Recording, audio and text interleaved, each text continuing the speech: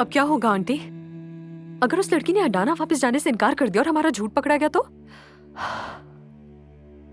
जाहिद नहा रहे हैं। मैंने सोचा थोड़ा आराम कर लो, लेकिन मेरी भी आंखों से नींद उड़ गई है। जैसे ही सोचती हूँ मेरे रोंगटे खड़े हो जाते हैं। 3 साल बाद कोई उठे और वो भी ऐन अपने शौहर की सुहाग रात वाले दिन। मैंने कोई गलत बात तो नहीं की अतुल साहिबा? मुझे तो लगता है अलीना को अंदाजा हो गया था कि उसके साथ क्या हुआ है, तभी वो उठ गई।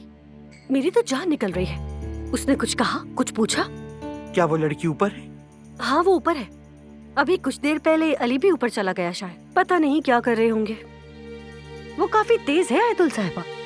पूरी रात खिड़की के सामने अपने शौहर का इंतजार करती तुम्हें रही। जो कहना था कह चुकी, अब सुनो मेरी बात।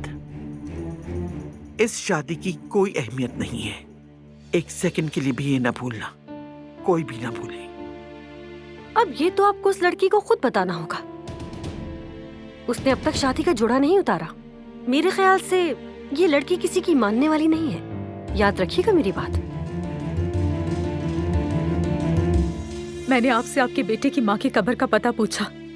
आपके दर्द को बांटने की कोशिश भी की थी मैंने, लेकिन बदले में क्या किया? आपने मुझे धोखा दिया। मुझसे मोहब्बत का इजहार किया, मेरा हाथ पकड़ा, मुझे प्यार के सुहाने ख्वाब दिखाए, जबकि आप शादीशुदा थे। शादीशुदा। मुझसे मोहब्बत के वादे किए। वो हॉस्पिटल में थी। खुदा का वास्ता है कुछ बोलो, खामोश क्यों हो? ऐसा क्यों किया आपने? जवाब चाहिए। खौफ था, तुम्हें खोने के डर से चुप था। खो दिया मुझे। कल रात ही खो चुके हो मुझे, हमेशा के लिए।